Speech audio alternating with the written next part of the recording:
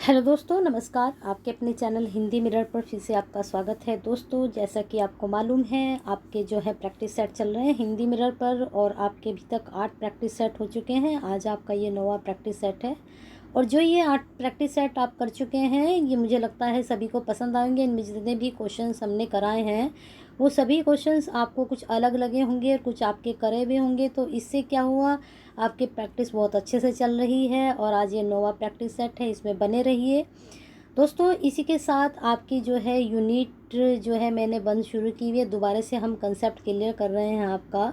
उससे पहले भी कर चुके हैं, लेकिन हमने सोचा कि अभी काफ़ी टाइम है तो आपका कंसेप्ट और अच्छे से क्लियर किया जाए।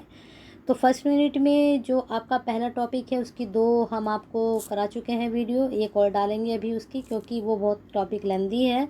दूसरा टॉपिक था आपका प्रसिद्ध व्यक्तित्व, वो पूरी हो चुकी है, उसको देख लीजिए आप लिस्ट में जाकर, प्लेलिस्ट जो है आपकी।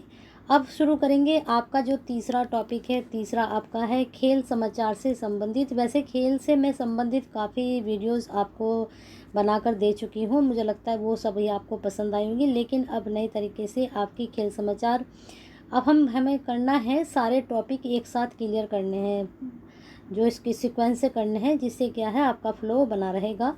उसके बाद आपका फोर्थ है विज्ञान के क्षेत्र में नवीनतम प्रयोग जो हैं आपके, वो वाला टॉपिक है, तो उसको कराएंगे। तो बने रहिए हिंदी मिरर के साथ और जो है करते रहिए अपनी प्रैक्टिस और अपने एग्ज़ाम की प्रिपरेशन। जो दोस्त आज ही जुड़े हैं चैनल को सब्सक्राइब कर ले, बेल आइकन को हिट कर दे, जिससे नई वीडियो के नोटिफिकेशन मिलते रहें। और जो दोस्त पहले से ही जुड़े हैं वो दोस्त जो है शेयर करें, लाइक करें, जिससे ये कंटेंट सभी तक पहुँचे। ठीक है, चलिए लिस्ट 1 और लिस्ट 2, ठीक है। और यहाँ पर उपाधियों का निषेध, धार्मिक मामलों के प्रबंधन की स्वतंत्रता, यहाँ पर अनुच्छेद दिए गए हैं, तो इनको मैच करना है, किससे कौन सा मैच करेगा इसको। यहाँ पर कूट है 3 2 1 4, 4 3 2 1, 2 3 4 1 या 3 4 1 2, तो आपको मैचिंग करना है। देख लीजिए ध्यान से प्रश्न को।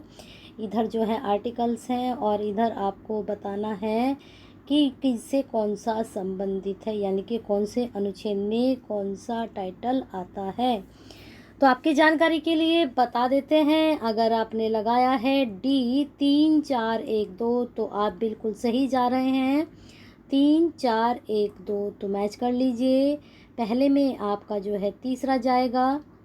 उपाधियों का निषेध किस में है? अनुच्छेद 18 में। फिर आपका दूसरा है धार्मिक मामलों के प्रबंधन की स्वतंत्रता, आपको आर्टिकल 26 में है। और अल्पसंख्यकों की भाषा का संरक्षण जो है वो आपका जो है आर्टिकल 29 में है। और शिक्षा का अधिकार आपका जो है वह है आपका अनुच्छेद 21 में। ठीक है, हो गया होगा सबका आंसर। यहाँ पर इसकी डिटेल है, इसको आप देख लीजिए। उपाधियों का निषेध जो है अनुच्छेद 18 में है, धार्मिक मामलों के प्रबंधन की स्वतंत्रता अनुच्छेद 26, अल्पसंख्यकों की भाषा का अनुच्छेद 29 और शिक्षा का अधिकार अनुच्छेद 21A। दोस्तों ये ABC जो भी आता है ये चीज़ भी आप याद क्या कीजिए। ठीक है, इंग्लिश वर्जन भी पढ़ लीजिए अपना, जिसको पढ़ना है। अगला प्रश्न देख लीजिए, भारतीय संविधान के 74वें संशोधन के संबंध में निम्नलिखित में से कौन सा कथन सही है। 74वें संशोधन पता है सबको, 74वां संशोधन किससे संबंधित रहा है? यह संविधान में एक नई अनुसूची जोड़ने का उपबंध करता है, नगर पालिकाओं की कार्य प्रणाली की पुनर्संरचना करता है, या फिर यह नगर पालिकाओं में महिलाओं के लिए आरक्षण का उपबंध करता है, या फिर यह केवल कुछ निर्दिष्ट राज्यों में ही प्रयोज्य है। तो यहाँ भी ये कूट वाला ही प्रश्न है आपका, तो कूट देखते हैं पहले हम। 1 2 एंड जो है आपका 3 सही है, या फिर 1 2 और 4 सही है, या फिर 1 3 4 सही है, फिर 2 3 और 4 सही है। बताइए दोस्तों कौन सा इसमें आपका सही जा रहा है। अगर आपका सही जा रहा है ए, तो आप बिल्कुल सही हैं, आपके नंबर ऐड हो चुके हैं। 1 2 और 3 सही है, चौथा आपका सही नहीं है। चलिए आगे चलते हैं प्रश्न पर, यहाँ इसकी डिटेल है, ये पढ़ सकते हैं आप। चलिए अगले प्रश्न पे चलते हैं। भारत में निम्नलिखित में से किसे शिशुओं और अवयस्कों के साथ आर्थिक और सामाजिक योजनाओं के लिए विधि निर्माण की शक्तियाँ प्रदत्त हैं? ठीक है, बताइए दोस्तों, इसमें केवल केंद्रीय सरकार को, या केवल राज्य सरकारों को, या फिर केंद्र एवं राज्य सरकार दोनों को, या फिर केवल स्थानीय सरकारों को। तो बताइए इसमें ए है, बी है, सी है या फिर डी है। इसमें आंसर आपको लगाना है कौन सा सही जा रहा है। अगर आपने लगाया है सी तो आप बिल्कुल सही जा रहे हैं, आपके उत्तर बिल्कुल सही जा रहे हैं। नंबर ऐड करते चलिए आगे चलते हैं। यहाँ पर इसकी डिटेल है, इसको पढ़ लीजिए। अगला प्रश्न फिर आपका मैचिंग का है। यहाँ पर भी अनुच्छेद है और उससे संबंधित टाइटल हैं आपके, विषय है, सब्जेक्ट है, क्या है। अब 51 जो आपका ए है, अनुच्छेद 51 का जो है वो अंतर्राष्ट्रीय विधि के प्रति आदर बढ़ाना, या फिर अनुच्छेद ग है प्राणियों के प्रति दया भाव रखना, या अनुच्छेद 50 जो है ज्ञानार्जन सुधार की भावना का विकास, या फिर 51 का राज्य की लोक सेवाओं में न्यायपालिका को कार्यपालिका। चलिए बताइए दोस्तों, मैचिंग का कोड देख लीजिए। यहाँ पर 1 2 3 4 2 4 1 3 4 3 2 1 या फिर 3 1 4 2। लगाइए जल्दी दोस्तों। अगर आंसर आप लगा रहे हैं, अगर आपने कोड लगाया है, कौन सा लगाया है, अगर आपने लगाया है बताइए दोस्तों कौन सा आप लगा चुके हैं। अगर आपने हमारे साथ लगाया है बी तो आप बिल्कुल सही हैं। 2 4 1 3, ठीक है, 2 4 1 3 अगर आपने मैच किया है तो लगा लीजिए इसको। पहले में दूसरा, फिर आपका दूसरे में चौथा, फिर आपका 1, फिर आपका 3। चलिए मैच हो गया होगा तो आंसर बिल्कुल इसको मैच कर लेना। यहाँ पर इसकी डिटेल है, देख लीजिए। अंतर्राष्ट्रीय विधि के प्रति आदर बढ़ाना, अनुच्छेद 51 ग में। प्राणियों के प्रति दया भाव रखना, अनुच्छेद 51 क में 6 भी है। ज्ञानार्जन सुधार की भावना का विकास, अनुच्छेद 51 क में। न्यायपालिका कार्यपालिका का अलगाव, अनुच्छेद 50 में। चलिए आगे चलते हैं। अगला प्रश्न है, रायसीना डायलॉग जो 14 या 16 जनवरी 2020 को संपन्न हुआ का मुख्य विषय निम्नलिखित में से कौन सा था। बताना है आपको। प्रभावी साझेदारी, बहुपक्षीय एवं बहुध्रुवीयता, नेविगेटिंग द अल्फा सेंचुरी, या उपरोक्त में से कोई नहीं। तो बताइए दोस्तों, रायसीना डायलॉग जो 14 से 16 जनवरी 2020 को संपन्न हुआ, उसका मुख्य विषय क्या था। मुझे लगता है सभी ने इसका उत्तर लगा लिया होगा। अगर नहीं लगाया है तो लगाइए जल्दी से, फिर हमसे इसका आंसर जो है आप मैच करिए। अगर आपने उत्तर लगाया है सी तो आप सही हैं। नेविगेटिंग द अल्फा सेंचुरी इसका मुख्य विषय था, ठीक है। यहाँ पर इसकी डिटेल है, पढ़ लेते हैं। 5वें रायसीना संवाद 2020 का आयोजन नई दिल्ली में 14 से 16 जनवरी 2020 के बीच किया गया। इस संवाद में 100 से भी अधिक देशों ने भाग लिया था। रायसीना संवाद का विषय था नेविगेटिंग द अल्फा सेंचुरी। यह संवाद भू राजनीति पर भारत का प्रमुख वैश्विक सम्मेलन है जो समुदाय के समक्ष चुनौतीपूर्ण मुद्दों के समाधान के लिए प्रतिवर्ष नई दिल्ली में आयोजित किया जाता है। अच्छी जानकारी प्राप्त हुई है, नोट डाउन करिए इसको। अगला प्रश्न है, विश्व रैपिड शतरंज प्रतियोगिता जीतने वाली प्रथम भारतीय महिला हैं। बताइए दोस्तों कौन है रैपिड शतरंज प्रतियोगिता जीतने वाली पहली भारतीय महिला। कोनेरू हम्पी, जूडिथ पोलगर, तानिया सचदेव, या उपरोक्त में से कोई नहीं। तो अगर आपने उत्तर हमसे ही मैच करना है तो लगा लीजिए कौन सा आपका उत्तर इसमें जा रहा है। तो आपका उत्तर जाना चाहिए कोनेरू हम्पी। चलिए डिटेल देखते हैं इसकी। भारत की कोनेरू हम्पी ने महिला विश्व रैपिड शतरंज चैंपियनशिप में चीन की लेई टिंगजी के खिलाफ आर्मेगेडन गेम को ड्रॉ करने के बाद खिताब अपने नाम किया। कोनेरू यह प्रतियोगिता जीतने वाली प्रथम भारतीय महिला तथा विश्वनाथ आनंद के बाद दूसरी भारतीय हैं। देखिए कितना अच्छा वर्क किया है इन्होंने और कितना नाम किया है इन्होंने। नीति आयोग द्वारा हाल ही में जारी सतत विकास लक्ष्य SDG, ठीक है, पता है ना इसकी फुल फॉर्म क्या है। इंडिया सूचकांक 2019 के अनुसार कौन सा राज्य प्रथम स्थान पर है। बताना है सतत विकास लक्ष्य में इंडिया सूचकांक 2019 में कौन सा राज्य प्रथम स्थान पर है। उत्तर प्रदेश, झारखंड, बिहार या फिर केरल। तो बताइए दोस्तों कौन सा आएगा इसमें आपका उत्तर। लगा लिया होगा सबने। बताइए कौन सा जा रहा है आपका उत्तर। अगर आपका उत्तर जा रहा है डी केरल। तो आप बिल्कुल सही हैं, केरल इसका सही उत्तर है और इसकी डिटेल यहाँ पर हम देख सकते हैं। नीति आयोग द्वारा 30 दिसंबर 2019 को सतत विकास लक्ष्य इंडिया सूचकांक 2019 जारी किया गया। राज्यों एवं केंद्र शासित प्रदेशों के समग्र प्रदर्शन के आधार पर जारी रैंकिंग में पिछले वर्ष की भांति वर्ष 2019 में भी केरल को प्रथम स्थान प्राप्त हुआ था। उल्लेखनीय है कि संयुक्त राष्ट्र द्वारा निर्धारित लक्ष्यों के आधार पर यह सूचकांक जारी किया जाता है। वर्ष 2019 के सूचकांक में संयुक्त राष्ट्र के 17 लक्ष्यों में से 16 लक्ष्यों को शामिल किया गया, जबकि वर्ष 2018 में 13 लक्ष्यों को ही शामिल किया गया था।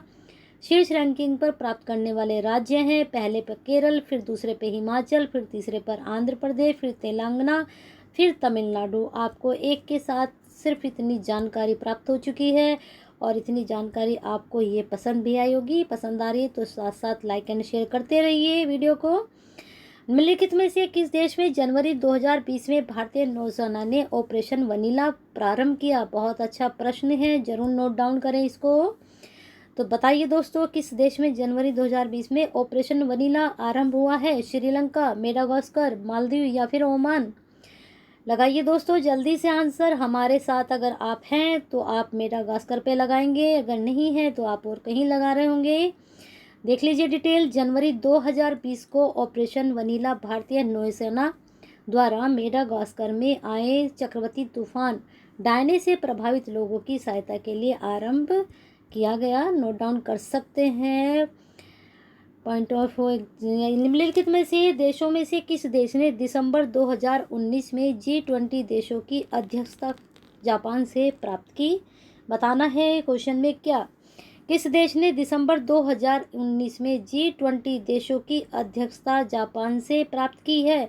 रूस ने, चीन ने, सऊदी अरब ने या फिर ब्राज़ील ने? लगाइए दोस्तों, क्या होगा इसका उत्तर। हमारे साथ अगर आप जा रहे हैं तो उत्तर सही लगाना है, अगर नहीं जा रहे हैं तो शायद गलत हो सकता है। तो दोस्तों आपका उत्तर होना चाहिए सऊदी अरब। ठीक है, सी आपका उत्तर होना चाहिए। चलिए इसकी डिटेल देखते हैं। दिसंबर 2019 में जापान के ओसाका में आयोजित G20 के सम्मेलन में वर्ष 2020 की अध्यक्षता सऊदी अरब को सौंपी गई। G20 शिखर सम्मेलन 2020 21-22 नवंबर 2020 को सऊदी अरब की राजधानी रियाद में आयोजित किया जाएगा, जो कि हो चुका है 2020 में। ठीक है, चलिए आगे चलते हैं। आपकी इधर सूची है, इधर सूची आपकी दूसरी है। ऊर्जा संयंत्र, ऊर्जा के प्रकार: चमेरा आणविक ऊर्जा, ग्वाल पहाड़ी तापीय ऊर्जा, कुदान कुलम जलीय ऊर्जा, पतरातू सौर ऊर्जा। तो ये हमें मैचिंग करना है, एक दूसरे से बताना है क्या है ये ऊर्जा संयंत्र, ऊर्जा के प्रकार। तो लगाइए दोस्तों जल्दी फटाफट इसका आंसर। इसका आंसर आपका जाना चाहिए। पहले कोड देख लीजिए यहाँ पर 3 4 1 2। ठीक है, यहाँ पर ये इसका उत्तर है, इसको देख लीजिए 3 4 1। तो इसका मैचिंग कर लीजिए। यहाँ पर इसकी डिटेल है पूरी। ऊर्जा क्षेत्र चमेरा है जलीय ऊर्जा से, ग्वाल पहाड़ी सौर ऊर्जा से, कुदान कुलम आणविक ऊर्जा से और ये आपका तापीय ऊर्जा से। एग्जाम पॉइंट ऑफ व्यू से आपका ये प्रश्न अच्छा बनता है। अगर आप इसे नोट डाउन करना चाहें तो कर सकते हैं। अगला प्रश्न देख लीजिए। नीचे दो कथन दिए गए हैं, एक कथन ए, दूसरा का कारण आर कहा गया है। मैचिंग करना है, इसको बताना है कौन सा इसकी जो है करता है, सही व्याख्या करता है, नहीं करता है। तो भारतीय भूगर्भ सर्वेक्षण के अनुसार भारत में सभी कोटि के कोयले का कुल भंडार कितना है? इतना है करोड़ है। देश के कोयले के कुल प्रमाणित भंडार का आधे से अधिक 2 राज्यों झारखंड एवं उड़ीसा में पाया जाता है। तो बताइए ये कथन है, ये कारण है, तो कारण इसका सही है या नहीं है बताना है। तो ये कह रहा है इसमें ए में कि दोनों सत्य हैं और आर ए की सही व्याख्या करता है। बी में कह रहा है ये कि ए आर दोनों सत्य हैं और आर ए की सही व्याख्या नहीं करता है। सी में कह रहा है ए सत्य है परंतु आर गलत है। डी में ये कह रहा है ए गलत है परंतु आर सही है। तो आप कौन सा लगा रहे हैं? अगर आप लगा रहे हैं बी तो आप बिल्कुल सही जा रहे हैं। क्या लगाया है आपने? बी। तो इसमें क्या है बी में? ए आर दोनों सत्य हैं और आर ए की सही व्याख्या नहीं करता है। अब इसकी डिटेल देखते हैं हम। यहाँ पर डिटेल देख लीजिए। भारतीय भूगर्भ सर्वेक्षण के अनुसार भारत में सभी कोटि के कोयले का कुल भंडार 293.50 करोड़ टन है। देश के कोयले के कुल प्रमाणित भंडार का आधे से अधिक दो राज्यों झारखंड एवं उड़ीसा में पाया जाता है। अतः स्पष्ट है कि कथन और कारण दोनों सही है, परंतु कारण कथन की सही व्याख्या नहीं करता है। तो दोनों सही, पर वह सही व्याख्या नहीं कर रहा है। चलिए आगे चलते हैं प्रश्न पर। प्रश्न है आपका, भारत के निम्नलिखित राज्यों में से कौन सा जनसंख्या की दृष्टि से द्वितीय, क्षेत्रफल की दृष्टि से तृतीय स्थान 2011 की जनगणना पर है? अब यहाँ उत्तर आपको नजर आ चुका है। उत्तर प्रदेश, मध्य प्रदेश, आंध्र प्रदेश और महाराष्ट्र इसका उत्तर है। तो इसकी डिटेल हम देखते हैं। जनसंख्या की दृष्टि से द्वितीय, क्षेत्रफल की दृष्टि से तृतीय स्थान जो है महाराष्ट्र का है। जनसंख्या में उत्तर प्रदेश, महाराष्ट्र एवं बिहार का प्रथम तीसरा स्थान है, जबकि क्षेत्रफल में राजस्थान, मध्य प्रदेश एवं महाराष्ट्र प्रथम 3 स्थान पर हैं। समझ में आया आप लोगों की? जनसंख्या की दृष्टि से द्वितीय, क्षेत्रफल की दृष्टि से तृतीय स्थान तो जो है महाराष्ट्र का है, लेकिन जनसंख्या में उत्तर प्रदेश, महाराष्ट्र और बिहार का प्रथम 3 स्थान है ना। चलिए अगला प्रश्न देख लीजिए। सुमेलित करना है। लिस्ट 1, लिस्ट 2 इधर जनजाति हैं, इधर अवस्थित हैं, यानी कि वो जनजाति कहाँ रहती हैं। अब जरवा उत्तर प्रदेश, कुकी मध्य प्रदेश, थारू मणिपुरी, गोंड अंडमान निकोबार। बताइए दोस्तों, ये जातियां हैं। इधर आपको मैचिंग करना है, जल्दी से मैच करिए। हम जो है कूट दिखा देते हैं आपको। यहाँ पर आपके कूट हैं 2 3 1 4, 4 3 1 2, 3 4 2 1, 1 2 3 4। तो मैच कर लीजिए फटाफट। जिनको जनजातियाँ पता है कहाँ पर रहती हैं तो उन्होंने अब तक लगा भी लिया होगा। जल्दी से लगाइए। आंसर क्या जा रहा है आपका? उत्तर जल्दी बताइए दोस्तों। अगर आपने लगाया है बी 4 3 1 2 तो आप बिल्कुल सही जा रहे हैं। मैचिंग यहाँ पर देख लेते हैं इसका। जारवा अंडमान और निकोबार, कुकी मणिपुरी, थारू उत्तर प्रदेश और गोंड मध्य प्रदेश। इसको आप एग्ज़ाम के पॉइंट ऑफ व्यू से इसको नोट डाउन भी कर सकते हैं, क्योंकि इस तरह के क्वेश्चंस एग्ज़ाम में आपके बहुत ज़्यादा आते हैं। अब फिर वही से आपके सूची 1, सूची 2 यहाँ पर आपको बताना है। नोकरेक असम, मानस केरल, सिमिलिप्स मेघालय या फिर अगस्त्य मलाई उड़ीसा। बताइए जल्दी इसको मैच करिए। आपको इसको बायोस्फीयर हैं, इधर स्टेट हैं, तो कौन सा बायोस्फीयर किससे मैच कर रहा है? तो उत्तर अगर आपने लगाया है मैचिंग, पहले इसके कूट देख लेते हैं। कूट क्या है? 3 4 2 1, 4 2 3 1, 3 1 4 2 या फिर 2 3 4 1। जल्दी से बताइए कौन सा कूट आपका जा रहा है सही। तो सी आपका सही जाना चाहिए। 3 1 4 2 आपने ये लगाया है तो आपके नंबर बनते हैं। यहाँ पर मैचिंग देख लीजिए। नोकरेक मेघालय, मानस असम, सिमिलीपाल उड़ीसा या अगस्त्य मलाई केरल। अगला प्रश्न, भारत में नगरीकरण के संदर्भ में निम्नलिखित कथनों में से कौन सा सही है? नगरीकरण के संबंध में बताना है। 2011 की जनगणना के अनुसार देश की कुल नगरीय जनसंख्या का 60% से अधिक प्रथम श्रेणी के नगरों में निवास करती है। 2011 में देश में 10 लाख से अधिक जनसंख्या वाले 53 नगर संकुल थे। संकुल सभी को पता होगा क्या अर्थ बोलते हैं इसको। अब है नीचे दिए गए कूट में से सही उत्तर का चयन करना है। केवल एक सही है या केवल दोनों सही हैं या फिर 1 या 2 या फिर दोनों में से कोई सा भी नहीं है। तो बताओ आपने कौन सा लगाया है? A B C D कौन सा आप उत्तर लगा रहे हैं? इसमें से जल्दी से लगाइए। अगर आपने लगाया है इसमें उत्तर, 1 मिनट इसको जूम करते हैं। अगर आपने उत्तर लगाया है सी तो आप बिल्कुल सही हैं। अगर आप सी पर हैं तो आप सही हैं, है ना। चलिए इसका हम व्याख्या देखते हैं। 2011 की जनगणना के अनुसार कुल नगरीय जनसंख्या का 70.2% प्रथम श्रेणी के नगरों में निवास करती है। 2011 में देश में 10 लाख से अधिक जनसंख्या वाले 53 नगर संकुल थे, जबकि 2001 में इस तरह के 35 नगर संकुल थे। कितनी संख्या घट चुकी है। चलिए आगे चलते हैं। 2011 की जनगणना के अनुसार भारत के निम्नलिखित राज्यों में से किसमें प्रति 100 बालिकाओं 0 से 6 वर्ष की संख्या बालकों की संख्या सर्वाधिक है, यानी कि जो बच्चा 0 से लेकर 6 वर्ष तक का है उसकी संख्या बालकों की संख्या सर्वाधिक है। बिहार, पंजाब, हरियाणा या फिर पश्चिमी बंगाल।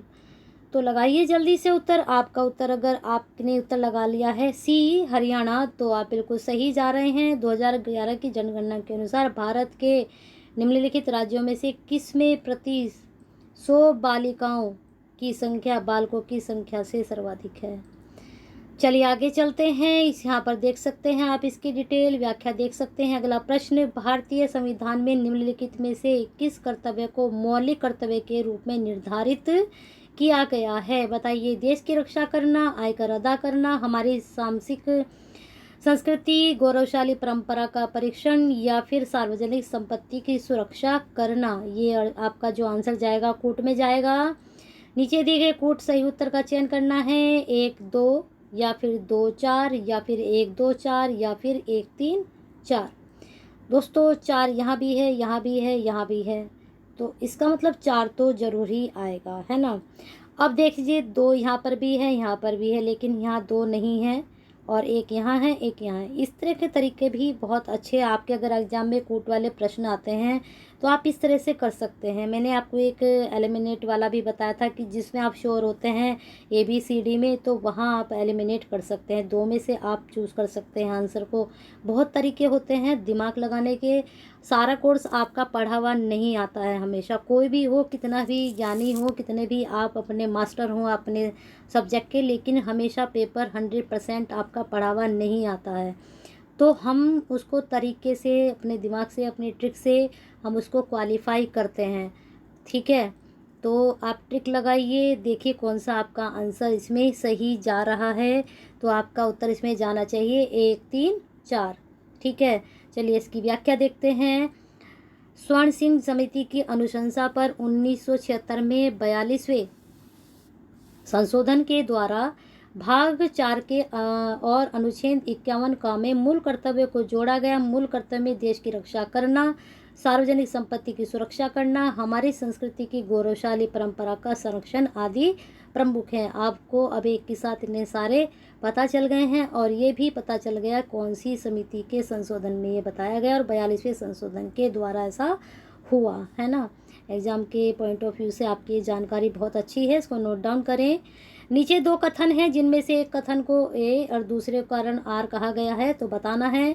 भारत में मंत्री परिषद संयुक्त रूप से लोकसभा और राज्यसभा दोनों के प्रति उत्तरदायी है, या फिर लोकसभा और राज्यसभा दोनों के सदस्य संघीय सरकार में मंत्री बनने की पात्रता रखते हैं। तो बताना है कारण R इसका सही है कथन जो है। तो देख लीजिए यहाँ पर पहले देखते हैं हम A क्या कह रहा है। A और R दोनों सही हैं, R A की सही व्याख्या करता है। फिर दूसरा B क्या कह रहा है कि A R दोनों सही है परंतु R A की सही व्याख्या नहीं करता है। सत्य है, A सत्य है किंतु R गलत है, A गलत है किंतु R सही है। लगाइए इसका उत्तर जल्दी से। अगर आपने लगाया है D तो आप बिल्कुल सही हैं। क्या कह रहा है D आपका, A गलत है किंतु R सही है। अब हम इसकी व्याख्या देखते हैं, वहाँ क्लियर हो जाएगा आपका ये। भारत में मंत्रिपरिषद सिर्फ लोकसभा के प्रति उत्तरदायी होता है। मंत्रिपरिषद किसके उत्तरदायी होता है? लोकसभा के प्रति। राज्यसभा की इसमें कोई भूमिका नहीं होती है। लोकसभा और राज्यसभा दोनों के सदस्य संघीय सरकार में मंत्री बनने की पात्रता रखते हैं। चलिए आगे चलते हैं प्रश्न पर। पंचायती राज पर गठित निम्नलिखित समितियों को कालक्रम अनुसार व्यवस्थित करना है और नीचे दिए गए कूट से सही उत्तर का चयन करना है। तो यहाँ पर ये समिति के नाम हो चुके हैं, पंचायती राज पर जो गठित हुई समिति, और उनको हमें कालक्रम अनुसार लगाना है। यहाँ पर आपका कूट है, लगाइए कूट में 2 3 1 4, 1 3 4 2, 3 4 1 2 और 4 3 2 1। अब यहाँ 2 है, यहाँ 3 है, यहाँ 1 4 है, तो हमें तो अगर आता है तभी हम आंसर सही लगा पाएंगे। यहाँ हमारी कोई ट्रिक नहीं चल सकती है, ठीक है, लेकिन चल भी सकती है। अब देखें यहाँ पर 2 है लास्ट में, यहाँ पर भी 2 है लास्ट में, तो चल सकती है या नहीं चल सकती है? जल्दी से बताइए कि चलेगी या नहीं चलेगी। यहाँ भी 2 है तो चल सकती है। तो लगाइए आंसर जल्दी से। अगर आपने लगाया है क्या सी, तो आप बिल्कुल सही जा रहे हैं। मैंने कहा था ना आपसे कि थोड़ा ट्रिक लगाइए, तो आप आंसर बिल्कुल सही करते हैं। देख लीजिए इसकी व्याख्या। भारत में पंचायती राज संस्थान पर कई समितियों का गठन किया गया। सबसे पहले 1957 में बलवंत राय मेहता समिति गठित हुई। इसके बाद 1977 में अशोक मेहता समिति, फिर 1985 में राव समिति, फिर 1987 में सिंघवी समिति का गठन किया गया। बहुत अच्छा आपका ये कहना चाहिए, आपको नॉलेज मिली है या फिर ज्ञान मिला है या फिर आपका जो है पॉइंट्स मिला है आपके एग्ज़ाम के पॉइंट ऑफ व्यू से। अब आते हैं अगले प्रश्न पर। भारतीय संविधान का भाग केंद्र और राज्यों के मध्य वित्तीय संबंधों का विवरण प्रस्तुत करता है। कौन सा भाग? भाग 10, भाग 11, भाग 12 या फिर भाग 13? उत्तर आपको दिखाई दे रहा है। भारतीय संविधान के भाग 12 में अनुच्छेद 264 से 300 तक शामिल किया गया है, जिसमें केंद्र राज्य वित्त संबंध का प्रावधान है। भाग 10 में अनुसूचित जाति व जनजाति का प्रशासन, भाग 11 में केंद्र राज्य विधायी संपद व भाग 13 में भारत के व्यापार वाणिज्य और समागम के संबंध में विवरण है। आपको सभी के बारे में इन्होंने बता दिया है, तो आपको मैंने बता ही रखा है कि यहाँ पर एक के साथ आपको कई सारे फ्री मिलते हैं। अगला प्रश्न है, देश के बड़े राज्यों के समूह में भारत के किस राज्य ने वर्ष 2014 में सुशासन सूचकांक में शीर्ष स्थान प्राप्त किया? बताइए किसने प्राप्त किया था? जल्दी से लगाइए उत्तर इसका। तो अगर आप लगा रहे हैं उत्तर कौन सा लगाया है आपने, जल्दी से लगाइए। भारत के किस राज्य ने वर्ष 2014 में सुशासन सूचकांक में शीर्ष स्थान प्राप्त किया है? लगाया आपने उत्तर इसमें? अगर आप लगा रहे हैं उत्तर बी, तो आप बिल्कुल सही हैं। तमिलनाडु ने शीर्ष स्थान प्राप्त किया। कब? 2014 में। चलिए इसकी डिटेल देखते हैं। 25 दिसंबर 2019 को सरकार ने देश की शासन की स्थिति को दर्शाने के लिए सुशासन सूचकांक जारी किया। इस सूचकांक में बड़े राज्यों में तमिलनाडु को प्रथम स्थान प्राप्त हुआ, जबकि पूर्वोत्तर एवं पहाड़ी राज्यों में हिमाचल प्रदेश एवं केंद्र शासित प्रदेशों में पुदुचेरी प्रथम स्थान पर रहा। चलिए बहुत जानकारी आपको प्राप्त हो चुकी है। चलिए अगले प्रश्न पर चलते हैं आपके। अगला प्रश्न, अप्रत्यक्ष करों में प्रतिगामी कर व्यवस्था क्यों कहा जाता है? अप्रत्यक्ष करों में प्रतिगामी कर व्यवस्था क्यों कहा जाता है? ये प्रत्यक्ष करों की तुलना में अधिक दर पर लगाए जाते हैं। ये सभी आय समूह पर समान दरों पर लगाए जाते हैं। ये सभी आय समूह पर समान नहीं लगाए जाते। इनमें से कोई नहीं। तो आपको बताना है इसमें कौन सा आपका आंसर सही जा रहा है। जल्दी से बताइए इसका आंसर। अगर आप लगा रहे हैं आंसर बी, तो आप सही। ये सभी आय समूह पर समान दरों पर लगाए जाते हैं। बिल्कुल सही नंबर बनते हैं आपके। यहाँ पर इसकी डिटेल देख लीजिए। ये सभी आय समूह पर समान दरों पर लगाए जाते हैं। ये सभी आय समूह पर समान दरों पर लगाए जाते हैं, किंतु जिसका बोझ प्रकारांतर में उसी पर पड़ता है अप्रत्यक्ष कर कहलाते हैं। उत्पादन शुल्क, सीमा शुल्क, जीएसटी आदि अप्रत्यक्ष कर हैं। अप्रत्यक्ष कर को प्रतिभागी कर कहा जाता है, क्योंकि ये सभी आय समूह पर समान दरों पर लगाए जाते हैं। बहुत अच्छी जानकारी आपको मिली है। चलिए अगले प्रश्न पर चलते हैं। भारत 5 ट्रिलियन डॉलर की अर्थव्यवस्था के लक्ष्य को कब तक प्राप्त करना चाहता है? 2022 ईस्वी, 2024 ईस्वी, 2025 ईस्वी या 2026 ईस्वी तक? बताइए कब तक भारत 5 ट्रिलियन डॉलर की अर्थव्यवस्था को लक्ष्य कब तक प्राप्त करना चाहता है? तो जल्दी से उत्तर बताइए इसका। करंट में भी आपका ये प्रश्न बन सकता है। तो 2025 तक जो है डॉलर की अर्थव्यवस्था के लक्ष्य को वह प्राप्त करना चाहता है। कौन? भारत। अधिक जानकारी जाननी है तो चलते हैं। 31 जनवरी 2020 को केंद्रीय वित्त मंत्री निर्मला सीतारमण ने वर्ष 19-20 की आर्थिक समीक्षा पेश करते हुए बताया कि भारत को वर्ष 24-25 तक 5 ट्रिलियन डॉलर की अर्थव्यवस्था बनाने का लक्ष्य है और इसके लिए बुनियादी ढांचे पर लगभग 1.4 ट्रिलियन डॉलर खर्च करने की आवश्यकता है। चलिए अगला प्रश्न देख लीजिए। निम्नलिखित में से कौन सा कथन 15वें वित्त आयोग के संबंध में सही नहीं है? भारत सरकार द्वारा 15वें वित्त आयोग का गठन 27 नवंबर 2017 को किया गया। श्री NK सिंह इसके अध्यक्ष हैं और जो है आपका 2020-25 आयोग के अनुशंसाएं 20-25 के 5 वर्षों की अवधि के लिए होंगी। फिर है आपका आयोग को 30 अक्टूबर 2020 तक अपना प्रतिवेदन प्रस्तुत करने के लिए कहा गया है। तो उत्तर जल्दी से बताइए, इसका आपका उत्तर कौन सा सही जा रहा है। तो आपका उत्तर होना चाहिए इसमें आयोग की अनुशंसाएं 20-25 के 5 वर्षों के लिए अवधि के लिए होंगी। सही नहीं है इसमें, ठीक है। ये वाला ये इसमें पूछा था इसने कि सही नहीं है 15वें वित्त आयोग के संबंध में। ए सही है, बी सही है और आपका डी सही है। उत्तर वैसे आपका सही है, लेकिन जो अनुशंसाएं हैं, जो आपकी योजना है 15वें वित्त आयोग के संबंध में, वो 3 सही है, ठीक है। समझ में आ गए होंगे, कुछ घूम तो नहीं गए आप लोग। चलिए यहाँ डिटेल देख लीजिए। भारत सरकार द्वारा 15वें वित्त आयोग का गठन 17 नवंबर 2017 को किया गया, जिसे 30 अक्टूबर 2020 तक अपना प्रतिवेदन प्रस्तुत करने के लिए कहा गया। इस आयोग के अध्यक्ष श्री NK सिंह हैं। आयोग की अनुशंसाएं 2021-26 के 5 वर्ष की अवधि के लिए होंगी। चलिए अगला प्रश्न देख लीजिए, आपका पढ़ लीजिए इसको। जो बच्चे इंग्लिश वाले हैं पढ़ते रहिए, अपना आगे चलते रहिए। निम्नलिखित 15 शासकों का नाम उनके राज्यकाल की दृष्टिगत रखते हुए सही कालक्रम अनुसार व्यवस्थित कीजिए और नीचे दिए गए कूट से सही उत्तर का चयन कीजिए। पल्लव शासक, सभी को पता है हमारे देश में जो है पल्लवों का भी शासन रहा है, तो उनको कालक्रम अनुसार लगाना है। Parameshwar Varman first, Narasimha Varman first, Nandi Varman second, Mahendra Varman first. इनको हम प्रथम द्वितीय भी बोलते हैं, ठीक है, प्रथम द्वितीय, है ना। चलिए इसको कूट को बताइए कौन सा सही जा रहा है आपका। 4-2-1-3, 4-3-1-2, 1-3-2, 4-3-2, 1-4। ACBD बताइए कौन सा सही आपका उत्तर है। तो अगर आपने लगाया है ए तो आप बिल्कुल सही हैं। 4-2-1-3, सबसे पहले कौन, महेंद्र वर्मन, फिर आपके नरसिंह वर्मन, फिर आपके परमेश्वर वर्मन, लास्ट में नंदी वर्मन, ठीक है। हम इनका टाइम पीरियड देख लेते हैं। ये इनका टाइम पीरियड है, इसको अच्छे से नोट डाउन कर लीजिए। हिस्ट्री का आपका प्रश्न है, आगे भी आपका हिस्ट्री का ही प्रश्न है। यहाँ पर शासक हैं, यहाँ पर इनकी रानियाँ हैं, रानियों के नाम बताने हैं, किसकी कौन सी रानी रही है। चंद्रगुप्त की कौन सी, समुद्रगुप्त, चंद्रगुप्त द्वितीय, कुमारगुप्त प्रथम की कौन रानी थी, बताइए कौन कौन सी इनकी रानियाँ थी। पहले कूट दिखा देते हैं आपको। यहाँ पर इनका कूट है 3-1-2-4, 2-1-3-4, 1-2-3-4, 4-3-2-1। करिए मैच इसको आप।